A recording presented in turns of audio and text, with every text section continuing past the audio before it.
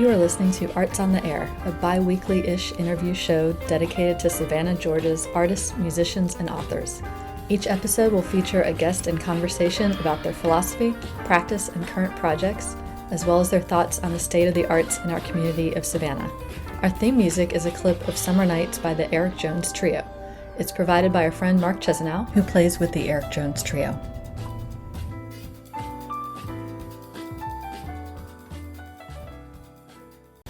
Hey everyone, welcome to Arts on the Air. This is Tamara Garvey, and I'm sitting with artist Brian MacGregor today. Welcome, Brian. Thank you for having me. So happy to have you. Let me read a little bit from your About page. This is for your fine art. You do a lot of different genres of art. Brian said, my medium is heavily mixed, involving drawings over collage dreams on canvas first with a layer of acrylic and then many thin layers of oil on top, and you call it romantic surrealism. Correct. So your genre of paintings where you talk to people about their dreams and kind of incorporate that into it, how many years have you been doing that? So actually now it's just over 20 plus years that I've been doing been collecting the dream pages from other people. Okay. So to give a rough timeline, I've been using art, collage mediums in my artwork and painted over top since like kind of the late 90s. And then in the early 2000s, when I started showing at ATN Art Gallery in 2003, from that point on, I started collecting people's dreams in a collective dream journal that I have in every gallery I show in. And then I take those pages, and that's what I mixture into the artwork as a metaphor of the collective unconscious. The actual pages you collage in? Or do you rewrite it? I want to keep the books in for posterity and keep that. So I'll actually scan that, and then, also another part of it, ink will fade in sunlight. So, and I want to keep the books for a museum one day. So what I do is I scan the pages, and then I print it on acid-free paper.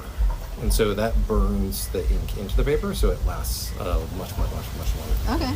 Then I collage that in the background to my drawing, and then I do a thin layer of acrylic to paint on top of that, and then lots of thin layers of oil. So this is like, to build it's taken many years of trial and error to work through this very specific way to do it. Yeah. Like in the beginning, I'm sure you had a different since a whole lot of nerds listen to this show, I can geek out on this we can stuff. Get technical. Yeah. So, for instance, like warmer colors over top of it, that was pretty easy, right?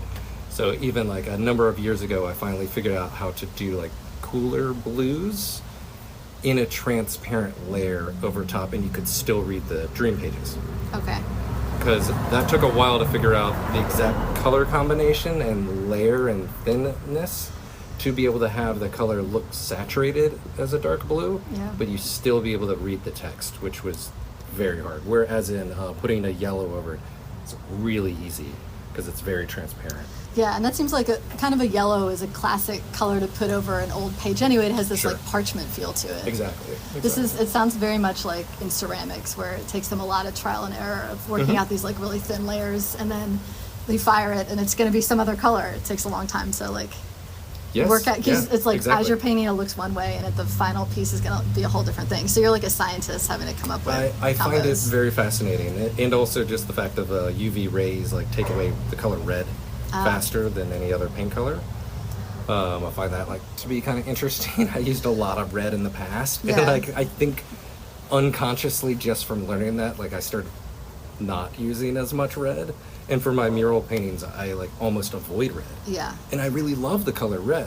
Yes. But I'm just like, those are certain objects you're depicting, they'd have to be red, so. Yeah, exactly. Is this a problem, like, have you had a lot of issues with where your paintings are hanging in your gallery that direct sunlight is streaming on them, or that customers have bought them and told you about this? Because I feel like this isn't always an issue of having UV light hitting paintings. So, for me personally, no. I haven't had any issues in my gallery or anything like that.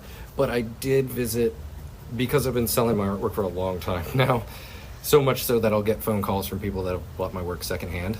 Oh. Which is like something that usually happens to like an old person. But and I'm not that old, I'm only in my 40s. But it's like, I have gone to a collector of mine house that put a painting in a sunroom, which is not really an appropriate place for artwork. Right. And it was pink, and it was supposed to be red. Wow, fascinating. But it had been like 15 years. plus years. Yeah, so many years. So The thing is, I always feel like when people buy art, I mean, also you're kind of getting your money's worth. Like if you're having something and it's that many years and you've enjoyed it in your sunroom with the sun beaming down on it, then it's a little bit like, did you think you were going to have that painting in your sunroom for the entire duration of your life, you know? I mean, so the funny thing is I try to always look on the positive for stuff like that. So what I saw immediately in that was like, right, I need to remind people not to do that. Yeah, yes. Like when they buy their paintings, they're like, right, so you may not care, maybe you do, but like, don't put it on the wall that gets direct sunlight. I know. I would think that it's kind of like that anybody who's spending money to buy original art probably had hopefully heard this at some point before them, but just in case, if not, I do always try to say this to people too. I would say something like, I'm sure you know this, but don't hang a piece of art that you really care about anywhere where sun is going to be beaming on it every day. Yeah, it's funny because from doing fine art pieces and doing murals, I've had to become very like kind of Buddhist in the sense of, and also from like, and I just mean in the art sense of letting go of pieces and letting pieces get destroyed, lost, or whatever, what have you. Yeah. Or just like the elements taking them away, and like trying my best to not have that happen, and being consciously aware of that when I make pieces, but at the same time having to be okay with that's part of the process. Yeah, and I guess just the fact that it's not just a straight like oil painting that's been sealed, which is a time-honored, tested thing where you can have more control over it. But because you're introducing different elements and collaging and things, they're just as like. Well, even with that, so the matte medium acrylic that I use to seal the pages down and stuff, I mean like those are going to last even longer than some of the like the old school oil paints, just because it's now like it's a layer of plastic on there. It's good to go. Is really good, provided that there's not crazy moisture getting to it. So given that as a factor, all these things are like that moisture and temperature doesn't hit it in such a way. So if it's in a controlled environment all the time.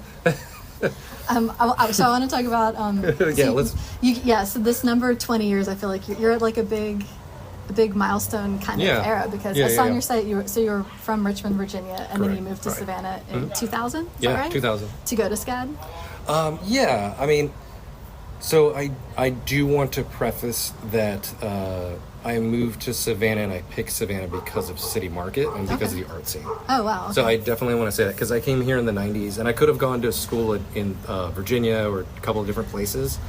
Now, I did submit portfolio reviews, and I submitted a whole bunch of different things to SCAD, and I had been taking like college level art classes in high school, and like life drawing sessions. So I had like 500 freaking life drawing things. So you guys have VCU. It's a really good. Yeah. Well, that's where I was going. Yeah. So taking like night class there.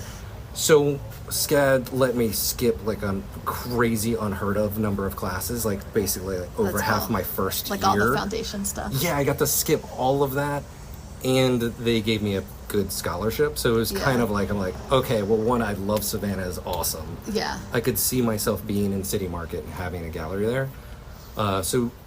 And it's walkable city. I had a car in Richmond. I had driven pretty much my entire high school, so I didn't want to do that again. Richmond feels a lot like Atlanta, just with the amount of driving. It's when I think of like my high school years and having the car, of course gas is cheaper and all that stuff, but I feel like I lived another life as somebody with like a 9 to 5 in the city. Yeah, the commuting. And yeah. And I was like, Savannah's awesome. Yeah. I was like, I can ride a bike and like walk anywhere. I was like, this place is great. So you had become familiar with City Market from Richmond? Yeah, well, we visited here. My family, we've grown up, we traveled everywhere. Okay. So I'd been to Savannah already, and we came through here, and I saw that. And I've been, both my parents are crafters, and they've shown in like craft shows and stuff like that. Okay. So I grew up with that, and I was in the Richmond Crafters Guild with all these artists, very familiar with like the processes and stuff.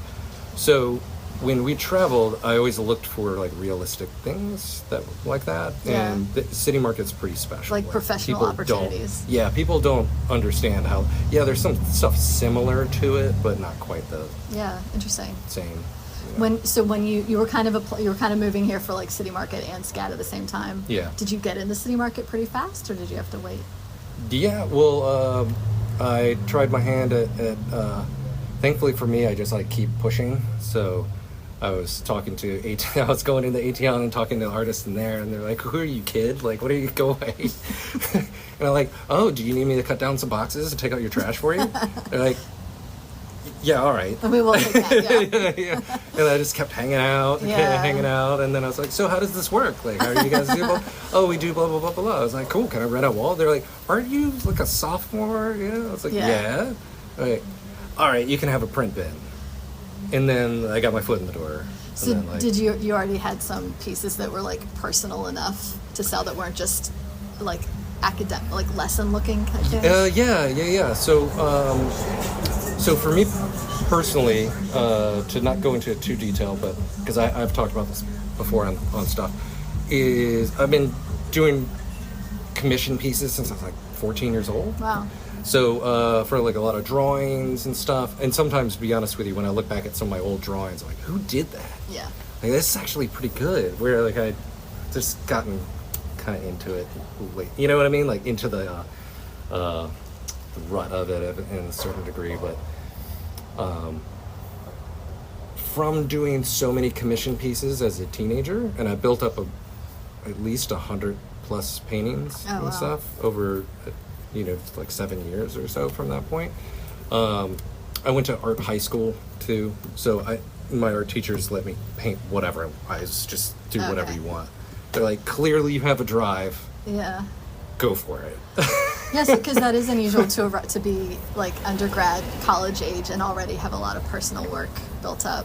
So that's cool. Yeah. So when I met with like A.T. Hun, I wouldn't call it a professional portfolio or anything. I wouldn't say that, but I would say it was probably about somebody that was like maybe almost 30, who was like kind of starting level, like that kind of thing. Like I was already like say 10 years ahead of myself, like the average college. Right. Well, also the fact that they offered you a print bin is like kind of a whole another obstacle, because getting prints made is a whole like part that usually people do after, like that takes a while to build up to that and get the materials and like package them. Grant Nelson was in there and at the time, and Albert Seidel, who's now passed away, but like love that man. Oh man, he's so awesome.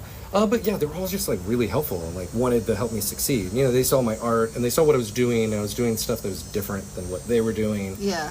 Which is always good when you try and going into a gallery that you're not going in with work that's similar to somebody else. So yours was already kind of realism, surrealism? Yeah. Oh yeah. And I had the dream pages in it. I had already started with my own dreams. Yeah. And then by showing in there, that gave me the opportunity to go, I can collect other people's dreams here. That's much more like my idea. Yeah. It's much more fitting. And then over time, like that grew to collecting it in different languages. Oh. So it becomes more, encompassing. It's international dreams. Yes. And I guess A.T. Hun in general is not really specifically Savannah art. It is mostly. Yeah, it's all over. Yeah. And I actually moved. I stopped showing there in 2008. And I had a studio in City Market upstairs, but then I kind of switched to that, showing the other galleries and stuff like that. For a while you had both. You had A.T. Hun and you had your studio. Mm-hmm. Okay. Yeah. And so you're interesting. I know just within the last year or two, you moved studios to the other building. Yes. So before that, you were in the same spot for a long time. The whole time, well, that wing, I was there for 19 years. Which is cool, because I feel like a lot of people in City Market move around quite a bit, and you were. I like since you were just like really dug in there. Well, I moved 3 studios, but they're all like touching. They're all like right next to each other. This is the shortest moves ever, right? Just right next door. Into that bigger one, I really love that corner space. It was interesting. It had that big like water wheel type thing. Which of course now I'm moving to the other studio in the other building that also has the elevator. That's fun. So that's what it was. It was an elevator lift. That wheel. Oh, all right. So let's celebrate. So you are now in the south building, and you share. It's like a big room that you share with Taffy. Yeah. With Launch, right? It sure is. Yeah. I interviewed her a while back. Okay, so now you're on the. If people want to come find you, you're on the side above Signature Gallery. Yeah, it's Studio 6 upstairs. Just when you come in through the gate upstairs. Okay. When you were first starting, and would you be like going to your SCAD classes and getting assignments, and then going to City Market and painting there. Yes. So how was that Well, with people coming through? Not only that. Okay, so like, SCAD's gonna be mad at me for this. So I sold all my projects. Oh. Yeah, you're not allowed to do that. You're not allowed to do that. Technically, they own everything. Yeah. But I sold them, and so much so that, like, in my illustration class, because I was an illustration major, I knew how to paint before that, so I didn't want to go to SCAD to learn how to paint, because I already knew that.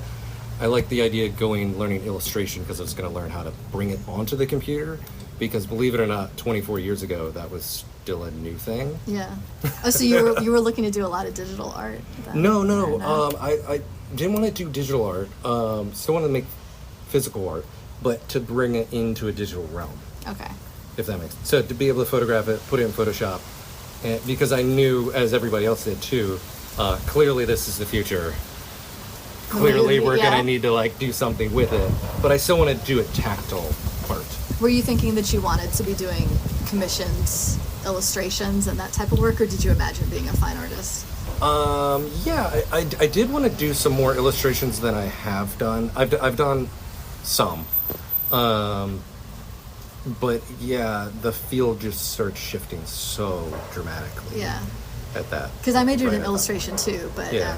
99% just fine art, and then the tiniest amount of, like, illustration jobs. Yeah, and then it became to, like, okay, well, with commissioned paintings, I'm totally fine with doing somebody else's project, but I definitely learned that with illustration, say like a book or something, Yeah. I've gotten halfway through a couple of those projects, and for me personally, it had been where it was just so much. It was too much. I mean, Where, a book it's devoting so much time to this one and you vision. really have to be paid for it. You can't be charging. This might sound like a lot to somebody, but you can't really be charging like $3,000 for a book. Yeah. It's way too little. It's way too little. Yeah, it's going to take up a big chunk of your year. Yeah, probably. a book is like $10,000 to get Yeah. for the artwork, for like a children's book. Yeah, or when you something. think about all of the meetings and the sketches and the rounds of revisions and back and forth, if you take all that into account, and it's very a long few time. people are going to want to pay that, so it's like you have to go through publishers, and it's another track essentially. So Yes. like you have to be focused on that. So you studied illustration. Yeah. Yeah. And then when you would go to City Market and paint, how was that getting used to, like, people coming through and talking to you and I was actually distracting you or whatever? Yeah, no. That part of it has relatively always been fine for me, and I think that's because I know. So my drawing process, I want to do alone. Okay. I can really focus, but then with the painting part of the process, I've got that part down to where, like, I don't. You can have people around you. Yeah, I can have people ask me questions and do it. Now, of course, there's going to be a second where I go, give me a minute. And, like, I need to focus. Yeah, where, like, your brain can't do the two things at once. Yeah. But otherwise, I enjoy it. I like it. Yeah, I was going to ask you, you had some photos, it was either on your site or on your Instagram, some photos of, like, the sketch stage that you were at, and they're very elaborate, very detailed, like, sketch drawing stage that you go through. Yeah, I like to draw it's too very much. planned out. Yeah. Do you do them, are they, like, to size of the painting that you do, and then you kind of... Oh, you mean of, like, the Like, whole process? Yeah, like the drawing that you do before you do a completed kind of I got surreal you. painting. Is it Yeah. going to be like a 1-to-1 scale of... I guess I'll draw the painting. So in the concept stage and everything, I'll probably draw it 3 times before I do the final painting. Okay. Yeah. So I'll do a very quick, rough, what I call just bad drawings in my sketchbook, just to kind of get the rough composition. So that way I can break down the abstract shapes within the piece really fast, figure out the placement, because that you can't do later or you're redrawing the whole thing. Right. So like I want to solve solve those equations The right composition away. issues, yeah. Yeah, solve that. Once I got that down, then I can move on to the next stage. In the end, are you like tracing your drawing onto the canvas to do it, or are you freehanding in the end as well, drawing out onto the actual canvas? A little bit of both, mostly freehand though, to be honest with you, because it just looks better. So I'll just hold up the drawing and then kind of redraw it from that. Yes, you have drawn it quite a few times by then. Yeah, for sure. And Yeah. it would be, I have used a projector on some large stuff if it was like a cityscape kind of thing. Yeah. And in those instances, I'll just do like the edges because I don't like the idea of drawing the whole thing out too much. Using a tool like that because it gets stiff. Yeah. So I definitely want to paint. I definitely want to draw and paint with what's called like drawing with your arm or your elbow instead of your wrist. Yeah, using your whole arm. Yeah, and the flow is just so much better. Yeah, it's interesting you just mentioned buildings, because I was going to ask how comfortable you feel drawing architectural features, because for me that's always the hardest. Like the few paintings I've done of architecture, I feel very proud when I'm done, because they were very hard to do. Yeah. They took me forever. So another aspect of my work is international travel. So I travel around the world, and I love architecture. Architecture is a very big thing for me, but I like organic architecture. Oh. I'm not really like visually... a Gaudi building. Sure, yeah, no, most certainly, but also like things made of bamboo and like like kind of things like that, like tree houses and kind of just more like organic. More like Three Little Bears, like the straw house. Sure. The house is made of softer materials. Yeah, it's just more. Okay, straight lines bore me. Yeah. A whole lot, and they're just boring to me. I like curves and yeah. You know. That definitely makes it easier at the part where you, like you said, that you're not projecting the drawing onto the canvas, but you're freehanding it. It's so much easier when you're doing things that are organic, like trees or like fruit or something that doesn't have to be this perfect shape that you want to one. And part of that too is so one of my first big commissions when I was a kid, as a teenager, was for Century 21. Okay. So they hired me and it was a college student at the time. To do 2 large paintings, and so she did the nature scene, and then I did the cityscape. It was a very big, like a super elaborate cityscape thing, and I enjoyed it because I love painting, and it's so much fun getting paid to do a project like that. Doing it for Century 21 was great. The whole thing about it was great, but I do remember being like, I don't really like using rulers. Yeah. And you have to be precise. It's kind of like with David, and I've talked about this about like he does like the small paintings, super small paintings. And I've joked with him about like I was like, because he's such a master at it, but every brushstroke has to be perfect when it's tiny. And I love painting big because for me the tight and everything with the pencil was perfect when I was younger, but I always feel like people start off either on one end of the spectrum, either very tight, and then they're trying to get loose, or they start off loose and they're trying to get tight. Like everybody has their innate challenge that they're working against. Yeah, they're on one end of the spectrum or the other when they start. Yeah. And I started very tight, like extremely real, like. But also, at the same time, it can be boring because it's So I'm always working towards being more loose. Yeah. As much as I can. So even with my drawings, I draw it very tight, but then when I do the painting on top, I want to loosen as much as I can. So it's planned out very intensely, very hardcore. Yeah. But then the actual edges at the end are going to be a little bit more free. Right, yeah. So the painting process can be more.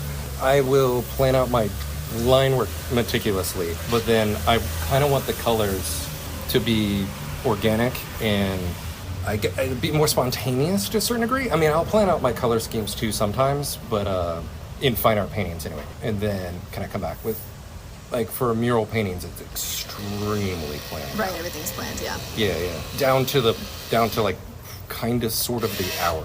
So I know how much time it's going to take. Oh, really? Because you've done so many murals at this point. Yeah. I guess. Yeah, we'll talk about that. Were you, when you first graduated from SCAD, were you already at this, like, these kind of materials that you use with the collaging and then first the acrylic and ending with oil? Were you? I was already doing that. Yeah, I was already doing that.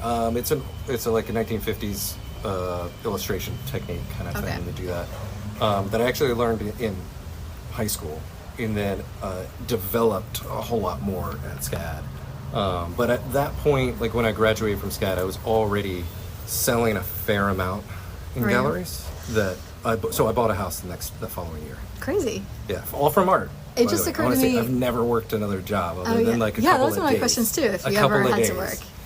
Yeah. So out of SCAD, you were already able to just be. Yeah, that was really important to me. So I come from a family of my mom was a babysat like 8 kids. Made enough money to pay for the mortgage, but that was it.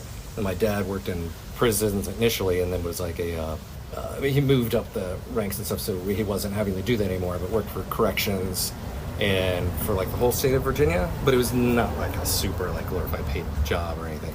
So I knew I was not going to be getting financial support, and I would be covering my own bills. Yeah. And so I knew I needed to sink or swim, basically. So it was either dive full into art, because thankfully for me, being in the Richmond Crafters Guild and being around all these artists, they all were like, I could see all of them seeing their younger self in me. So they all gave me lots of good advice. That's nice, yeah. And we're basically just like, just do it, just go do it. You can, like, almost like, you can make it. Go do it. But it's always still a struggle, though, like, no matter what. It is cool when people who are doing it full time and making it can look at you and say, we think that you can make it. Then that is like a really strong vouching. Well, and I've seen it in kids and stuff that come in the gallery, too. And I tell them that, too. I'm like, no, don't get that whatever job that's going to waste your time. Like, just keep doing this thing. You're good. Do you ever find, when I lived in New York and I would be selling out in public, like on a table out in public, and all the people who've been doing it for decades, I feel like everything that I was hearing from people, whether it was that or selling at actual craft shows, it was always about like, oh, things used to be so much, people used to be buying so much more art, we used to make so much more money, it used to be so much easier, we weren't competing with, like, you were always just hearing about how in like past decades it was easier to making a living. I didn't know if you were hearing that from these people at the craft shows as well. Yeah, somewhat. I felt like I was always hearing that I had just been born like a little too late for it to be really much easier for some reason. You know, I guess to be honest, I try to tune a lot of that out because it just always shifts. Yeah. And you have to kind of stay with it. And I know I'm old school about that kind of stuff. So, for instance, I have somebody working on my website right now because I can tweak it afterwards, but he's making my new site. But I don't sell a whole lot on my website. I have like the most modest amount of people follow me on like Instagram and Facebook. So like it's okay amount of people see that, but I'm nowhere near like having like thousands of likes on a post and stuff like that. Right. So I know that that's not my place I'm going to sell things. I can let people know that I exist. Yeah. So I do get sales from that, but nothing I can like super count on. Where like City Market's a little bit more of that, but I've even had the shift too, right? So it's like where the murals have done much better, but at the same time with that, like the tracks I was talking about, right? It's like I've been doing those since the 90s as well. So, but they come and go. Like it falls out of fashion. People don't want to do murals, and right now they. Yeah. So right now your business a large part has shifted over to murals. Yes. Yeah. How much time are you spending at your City Market studio then? Well, when I'm not doing a project, then I'm there a lot. Okay. Yeah. But how much? Like, what does that mean? Are you always doing a mural, kind of? No. Like I've only done 3 this year, but they've all been big projects. Yeah. So like the one around Victory Square was, that's 3 sides of a building. That's about so let's it's close to 4,000 square feet. So this is in that shopping center where the Target is and the Home Depot. Mm-hmm. So the side that I mostly see is the Wormslow side. So it continues around the whole building. Right. So how were you booked for that? How did they find you? So I've been doing since like 2021. I've been doing some different murals for different shopping centers. And so this shopping center was in the know of them. Okay. Like for instance, like I don't have their contact, but they have my contact kind of thing. You have this cottage industry of doing murals at shopping centers. Yeah. It's so much fun. So they were like, hey, reach out to me, blah, blah. And for me, it's just like a great fit. And I hope I haven't burned through all of them. But in the South, there's just not a whole lot of opportunities for murals. Yeah, it's interesting to hear that these commercial properties are hiring and paying a decent amount for a muralist, because it's like not a thing that they need to do. Like they're not required to do it, so they're just doing it. Whenever I get very excited about stuff, maybe the listeners can hear that through this interview, but he's dancing right now. Yeah, but showing passion in the thing that you like often helps when it comes to people believing in you to be able to do the thing. Yeah. So the second that somebody says, oh, would you maybe paint on the side of my building? Like it's even like a passing thought. Yes, and this is how. Blah, blah, blah, blah, blah, and launch into that. Not in like a salesman pitch kind of way, but in a like, that would be really cool. Let's be cool. Like you assume it's on. And also from the standpoint of a team, like what would you like? Not what I want to do to your building. To get them involved. Yeah, and then to the point to where what was really cool for the Victory Shopping Center, after doing so many of these at different shopping centers, they said, Brian, what do you want to do? Oh, yeah? They're like, yeah. And they said, now, of course, caveat, it has to be Savannah related. It would be great if they were like really closely related, something closely related. And I was like, sure, I have these paintings that I've done, inspired from Savannah. I'd love to paint these. Just blow them up. Yeah, so it's paint them bigger. Wormslow and what else? Wormslow and I'll show you.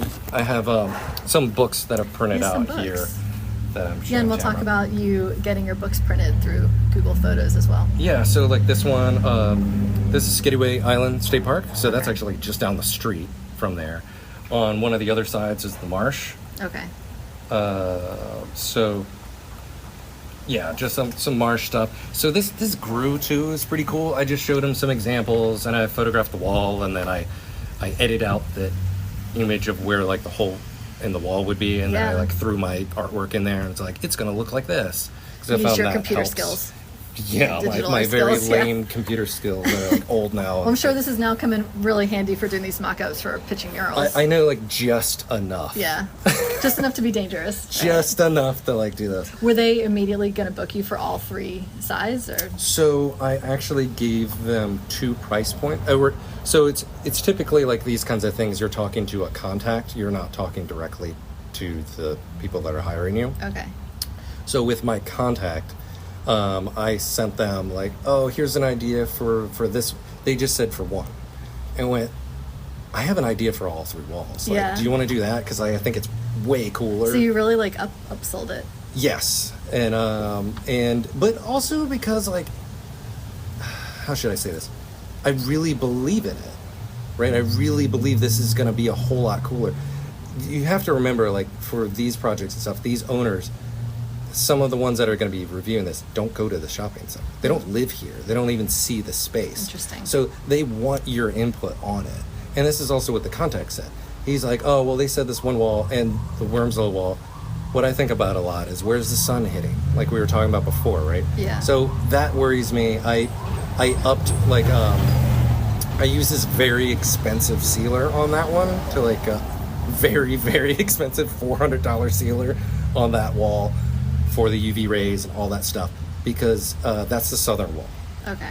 And so I did tell him like that no matter what I do is going to fade and going to hit. That's cool. So that's like built into your pitch that you're like, this particular one is going to need so it's like if I was going to do anything, I would rather do a north side facing wall or like west, whatever, but like north side wall, much, much, much better.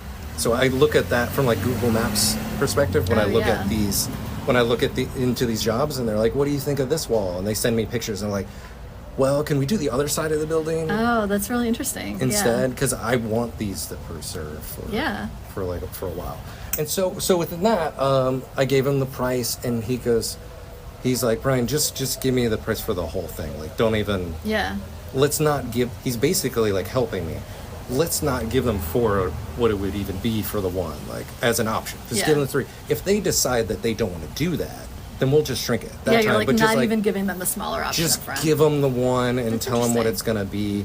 And I found like that's pretty true for these large projects. Smaller things, it's different. You're working with, it's a different client. Small stuff, maybe you give them 3 options, but. Yeah, like if it's a smaller budget, then the money is going to be tighter and more important. And if it's a huge budget, then maybe they are like, oh, what's another, Right. And they had a big budget to basically revamp the whole area, right? So this was just coming out of that much larger budget. Interesting.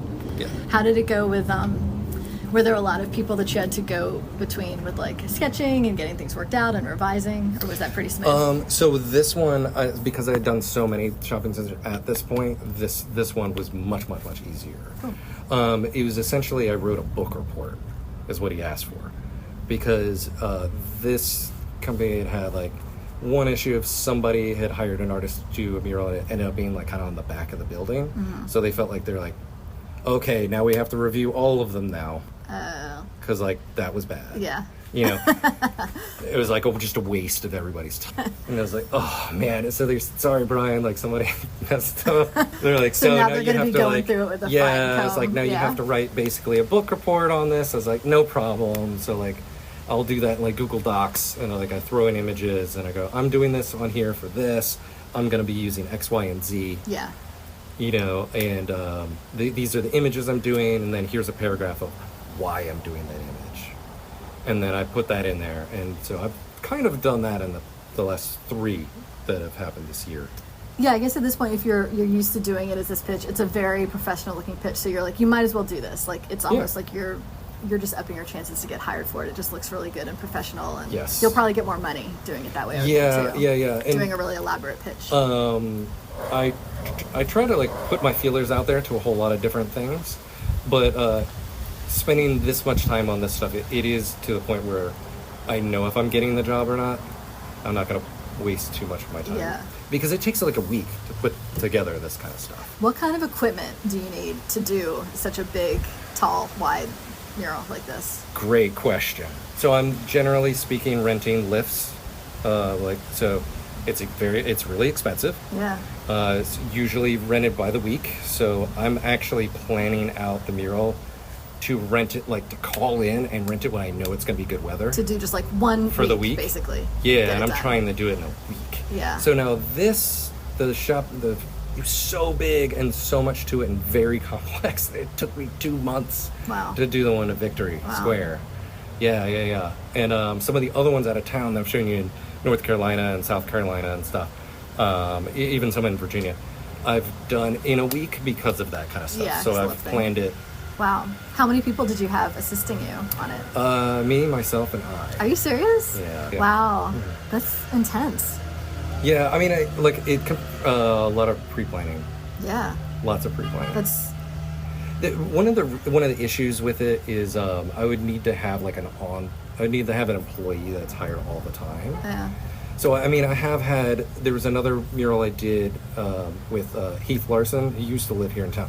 Now he was a house painter, so he was great because he taught me stuff. Yeah. So it was awesome to have him His on. techniques of painting with a huge brush on the side of a building, real different Yes, than yeah. So he's fine art like, painting. he taught me this thing that's great that I still use. Like, okay, clean your brushes at like right away, like after all the stuff, which I knew that already. But clean them and then dry them and put them back in the cardboard box sheath that come in. they stay like nicer. the 2-inch, 1-inch, like 5-inch brushes and stuff. Yeah. Oh yeah. Put them in there. Throw a rubber band around it.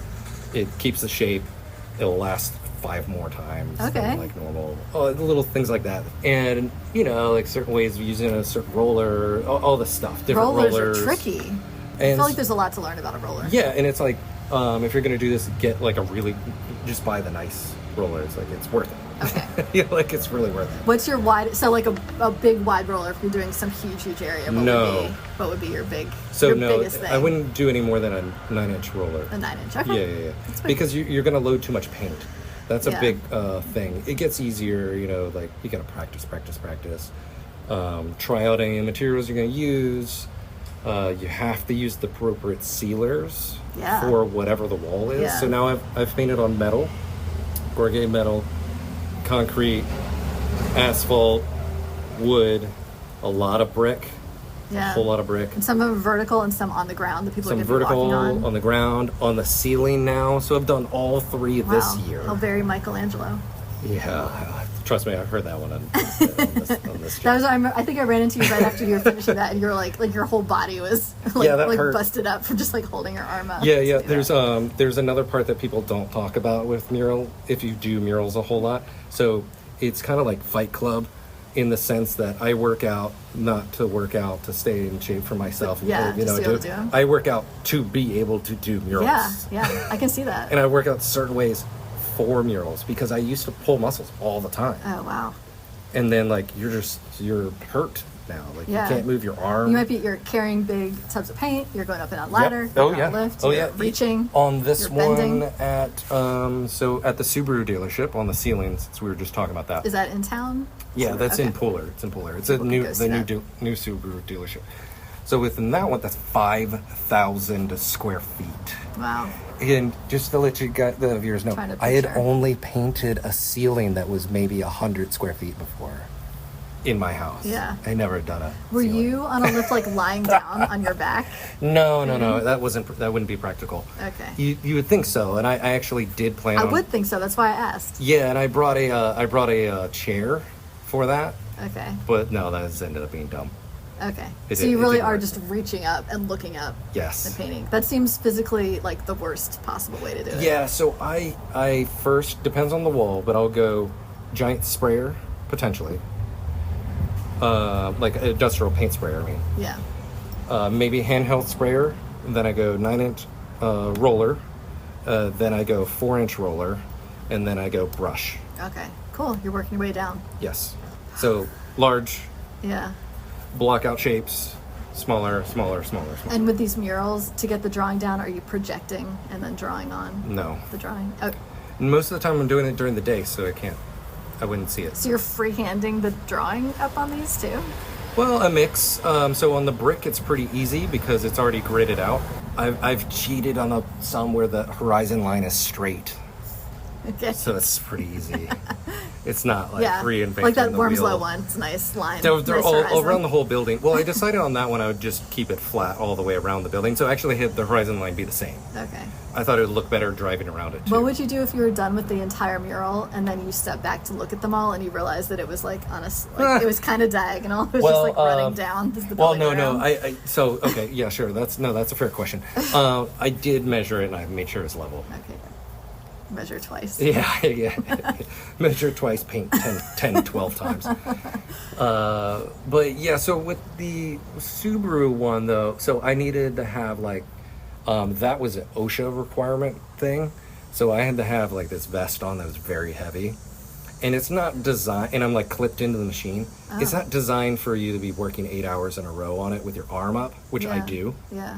So I like pulled my shoulder terribly. Towards the end of that, I'm just like immense pain Oh my doing this, God. and I had to take it off. And they're like, I shouldn't even be telling you this. OSHA's gonna come. Yeah. And they're like, you have to be done for the day now. I'm like, okay. Yeah. Yep. All right. Then I'll come back tomorrow. and work. When that project was done, did you just have to rest your arm and heal up and get massages. Yeah. Massages, Orange Theory, and like.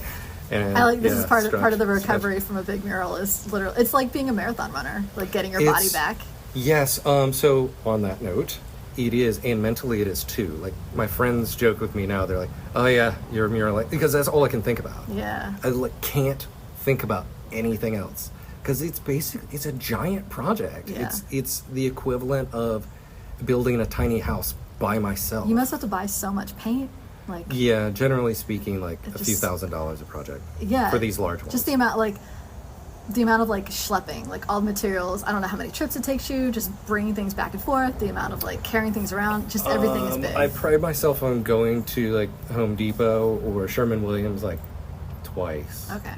Yeah. Have you worked pretty at- much getting all of the materials? I guess as the years have gone on, have you worked up to like, is it like certain brands or like levels of paint that you really Yeah, I like get- that work well? Practically the best type of bear paint I like. Yeah. So now one thing that I've learned, like here's the geek stuff again. Okay, house painters like Sherman-Williams more because it's thinner, so it's Oh. easier to paint with.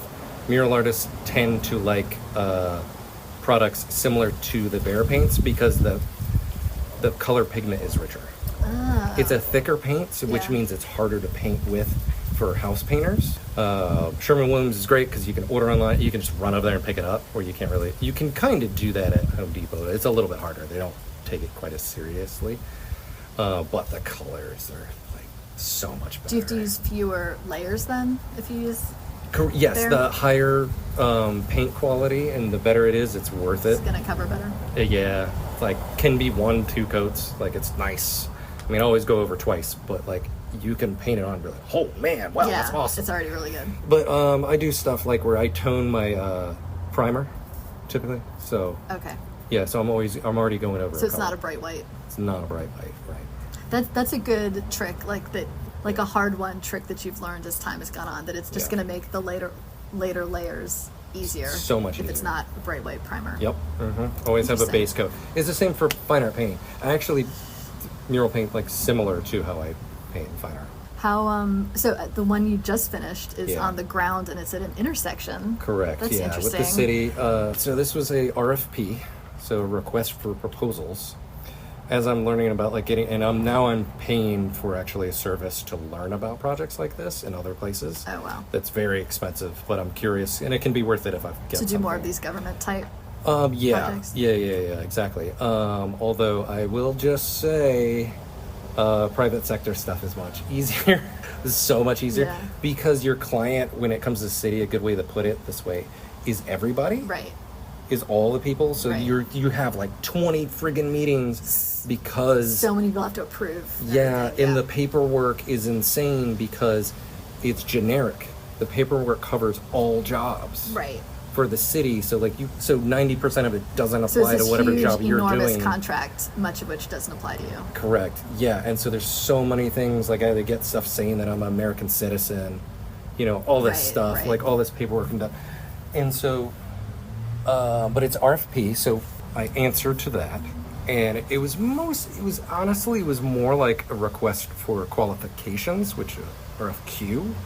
So because they really just wanted to see that somebody could do it. Just the fact when it's these huge, like a lot of hoops to jump through to apply for stuff, that it's going to knock out. So Oh yeah. many people. I mean, I it's an almost interesting like quit. way to do it. I almost quit several times. Yeah. Several times. It's Yeah. like I gotta get what? Mostly from the online process, and there came a part where my computer's not that old, but it was something on their website angle, and I couldn't see the checkbox on it. And they were like, I had to call them, their Yeah. IT Like, department. you can't even do the form. Their ID, they had to fix the thing, and then they're like, "Oh, here you go." And I was like, "Oh, they're use this web browser." And I'm like, "Oh my god, can I God. just do this in person, Yeah. please?" Yeah. Like all it was a matter of using a different browser. It's crazy. Pretty much, yeah. Did you know up front how much this one was going to pay, or are you? Because with a private thing, I would think it's a lot more like It was under your control. Where yeah, you no, pitch them you and submit they it. approve You submit the amount. Okay. And then there's some back and forth. So that's but- good at least, is that if you're going through all this effort and you're going through all this, that you. Well, I did think the project was going to be Yeah. twice the size, so I was a little bit let down that it was smaller, but it made sense for their budget. What do you mean, like the footprint of the actual painting? You thought was going to be twice? Yeah, as because big? because they in the proposal they showed like the whole street Okay. and like 2 intersections. I was like, oh, wow! I was like, this is insane. I was like, I don't think that's what they're asking. It wasn't super spelled out in here, but I was Yeah. like, I think they're asking for something smaller. Yeah. But so I offered for like 2 intersections, and then, but to be honest, and to be fair to all of us involved, this is the first thing like this in Savannah, because I would say even more so than the one at the arena, on like the walkway, because it's a different kind of beast. Yeah.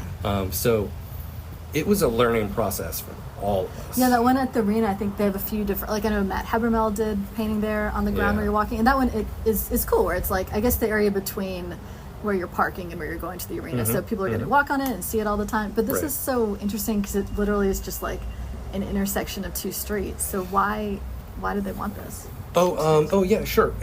Well, the main proposal is slowing down traffic, so that's the main point. To it. Interesting. Like they do want to have art and kind of.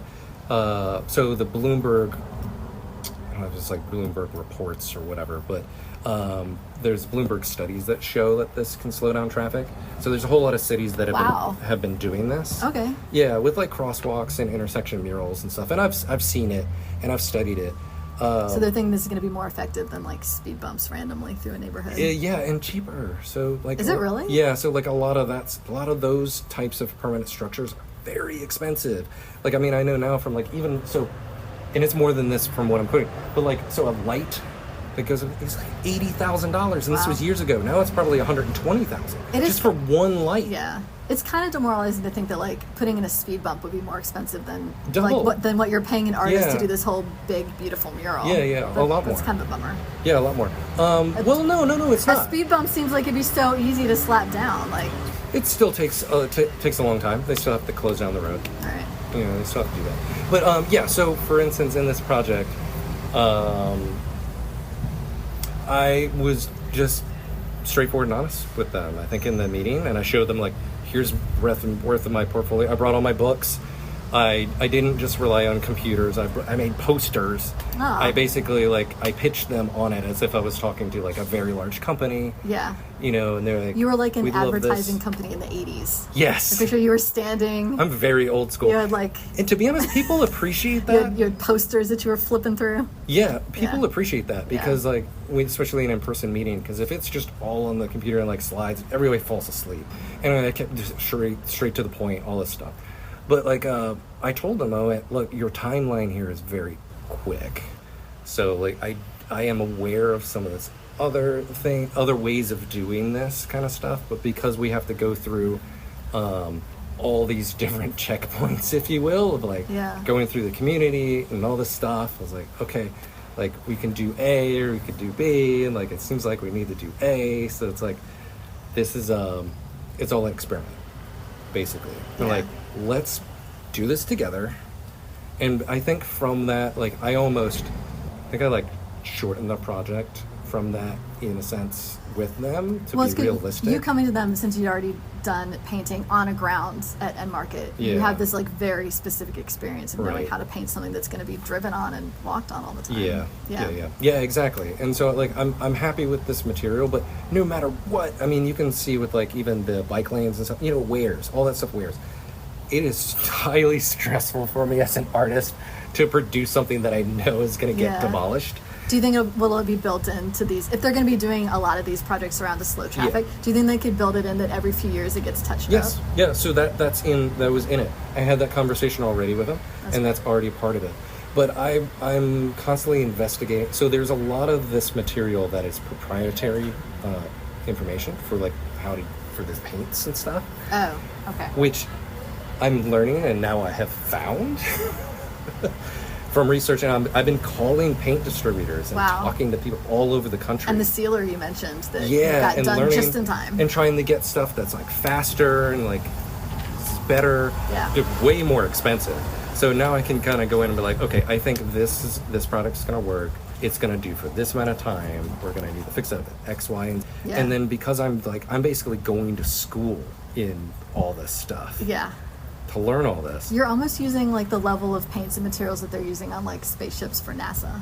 It's like, it's like the highest level of speaking of that, so I watch YouTube, like, you know, like crazy. So, like, I was looking at the stuff that they use at airports. You know, like the things that are these things that are getting creamed on a daily basis. How is that holding up?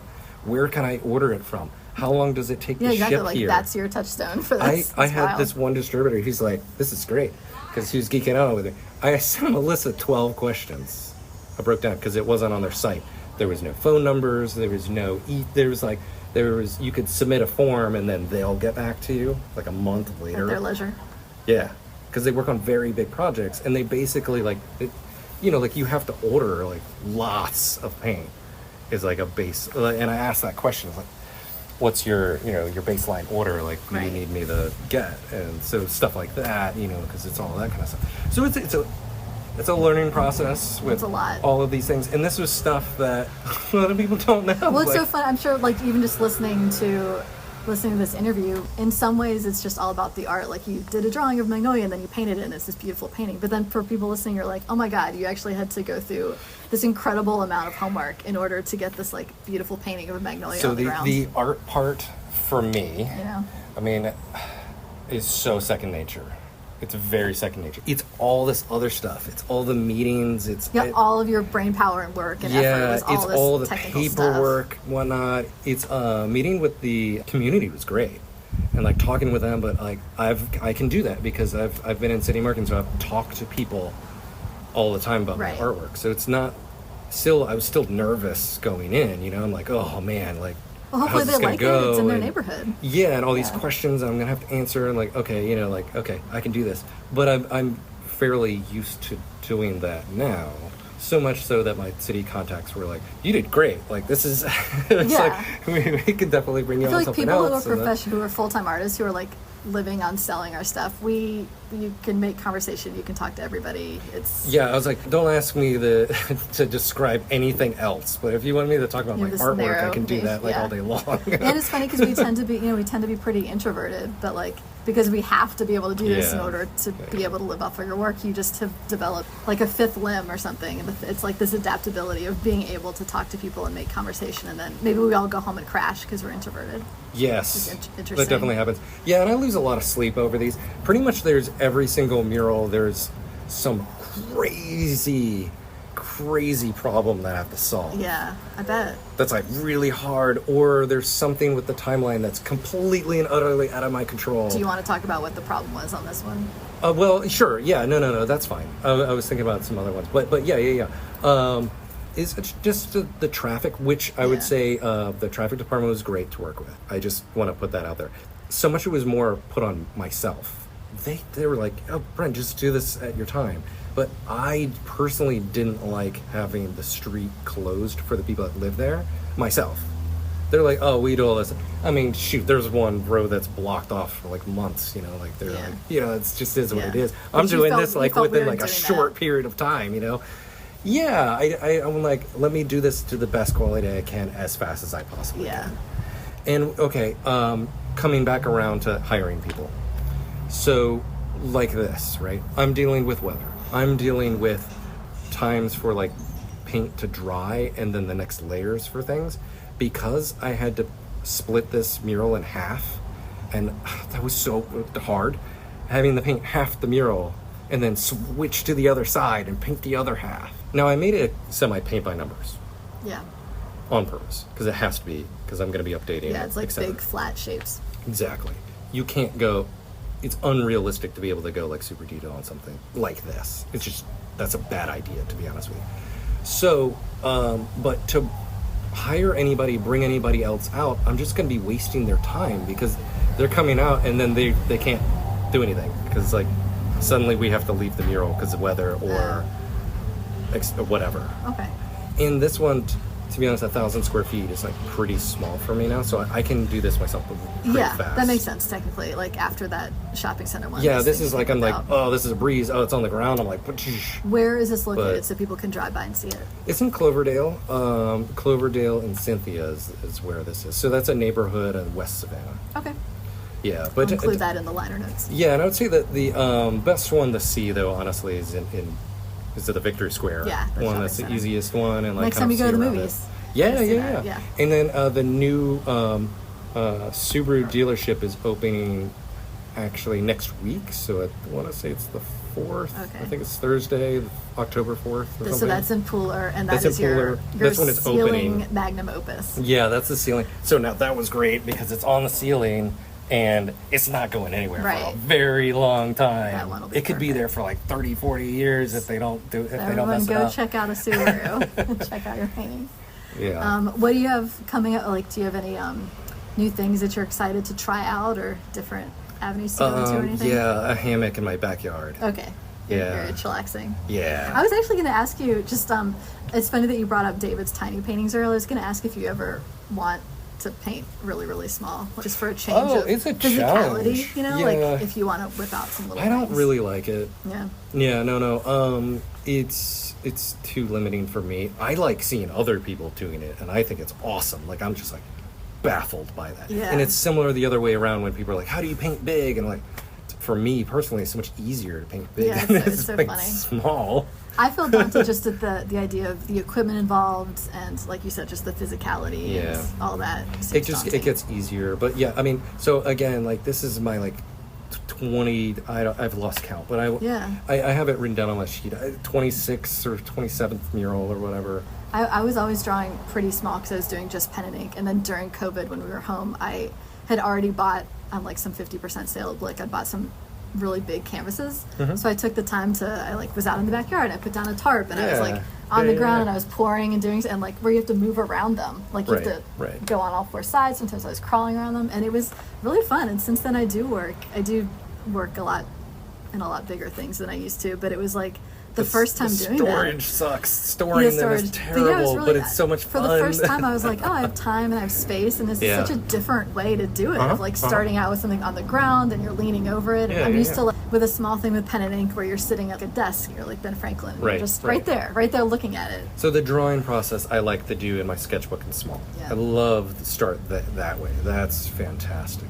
But yeah, painting with a little brush, I don't seem to like as much, unless it's details within the piece. But even then. I'm going to show you David. He surprised me. He was really nice. He did a little painting of my dog, and it looks perfect. So I'll show it to you. It's inside. Yeah. Okay, so going forward, so can people, if they want to come see you and talk to your pretty face to face, can they come find you at City Market? Yeah, they can. Yeah, I do? mean, the best is send me a text message or an email or something to, like, in all honesty, to find out when I'm going to be there. Because you don't have set times there. I don't. I'm going to try and work on that, as well as potentially there may be some big changes in the studio, and I might be getting some more artists in there next year. Which I'm excited about. Might be one of the co-op type doing. places. Yeah. And so within that, there's going to be more of a set schedule to the gallery. Right. And I do want to have some more people in there, having some people rent wall space, as well as potentially like maybe work some hours for exchange for running You're wall space. You're going to be your kind of own thing. little AT Hun. Yeah. It's full circle. Yeah, exactly. I mean, and I'm excited about that because these murals like come and go. I mean, shoot, like I didn't know I was going to be doing these projects this year. I roughly knew about the one in Victory because we had talked about it months before. Yeah. And they typically take like 4 to 6 months before they get going. Wow. Like it's a long process. It's a long lead time. So just another, for instance, on the Subaru one. So how I got that job was I took the time to talk to a lot of people when they came to visit me at the Victory Square mural. And because of that, somebody that had talked to me, who I didn't realize had a lot of contacts, Subaru contacted them and asked, who do you think could do this? Oh, amazing. And then that contact, who's not owner of Subaru, that contact of that person, they called me. Yeah. And then said, hey, can you come down here? And I was like, well, I don't really do that. Like, what project is this? And they were being very hush-hush. Just come down to this address, blah, blah. That wasn't on the map yet because the building wasn't even built. No address there. Okay, fine. I'll go down there because I was like, this is a big enough job. And I see the building. I'm like, whoa. I was like, this is a little daunting. Yeah. I'm like, okay. And it goes in negotiations and all this stuff from there. But that's very cool, the networking. They just grow over time. Yeah. And being able to show examples of doing it. And it's slow but sure, like for other artists hearing this kind of stuff, like honestly paint your walls in your house. That's what I did as a kid. Yeah. One of the first things I learned from going to sci-fi convention, talking to other artists and all this stuff, make a portfolio. Seems obvious, but it's true. Like you have to have examples to show people of stuff. So when I was a kid, I did a bunch of murals in my bedroom. And I photographed it. I didn't need to tell them it was in my bedroom. I didn't lie about it. Yeah. I just said, "Here's some photos of murals." It's in a bedroom. No, I didn't even need to tell them that. All people need to see is an example. And they're like, "Oh, you can do it. Yeah. Okay, great." And then it just builds from that. You go bigger and hopefully. Well, Brian, this has been really cool hearing about all this from you. I know I see you around at City Market, but we never get the time to really talk about all this. So Yeah, thanks for the interview. I welcome. appreciate it. It's Are there a any lot of fun talking about kind this of stuff. final words about Savannah or anything that you want to leave us with? Savannah's so awesome. I love this place. Yeah. People come here. I will say this more. COVID's changed things a little bit. People, I think, respect where they live a little bit more now from that. Prior, people would move to New York and LA and all this stuff. I'm sure maybe I'd get more jobs and things if I was in a bigger city. But what I love about Savannah is you can grow as an artist here. You can talk to people. You can get to know the gallery owner and all this stuff. Yeah. And all these things. You can have the face-to-face meetings. You can do all this stuff. You don't have to be a pro yet. You can grow into doing that thing. Where if you suddenly move to a much bigger city, you're just going to get eaten alive. Yeah. Not necessarily, but it's much harder. I have found that too. I've had opportunities that were akin to, like you said, where you show up and you're like, let me volunteer and help you around here. And then before you know it, you're getting an art opportunity. I've had a lot of things like that as well. Exactly. Yeah, exactly. And volunteer for stuff and go help people out for things and just ask questions and be a good person. Like try doing and your be own nice. little apprenticeship, basically. Yeah. Mm-hmm. Yeah, and take it seriously. Take the job of it seriously. Well, thank you. This has been really cool. So I'm going to, post info about these latest murals and a link to your website and your Instagram. People can follow you. You have some books available. I have a commission. deck of playing cards. Ooh, I have a cards. gift of playing cards for you. Really? Yeah. I was going to ask about the cards, and we talked so much about the murals, but I'll include an image of your cards. But here you go. Here's a deck for you. But yeah, I mean, Thank you. Honestly, as an artist advice, I'm sure people say this a lot, but I still agree with it. Whatever it is you specifically love to do, make that thing really special. Go all in on that thing. Be the best at that. Be the best at that thing. I really wanted to do my own deck of really cool cards, and I did that. So I you love pick your this. own thing that you can put your It looks like artwork the on. deer is thinking about nature and foliage. Yeah. Like we're looking And then into his thoughts. But that's kind of the way. So that way you hit multiple different fields, and then make it realistic. Well, thank you for being here, Brian. Thank you. And everyone, this is Tamara Garvey, and I've been with Brian MacGregor, and thank you for listening.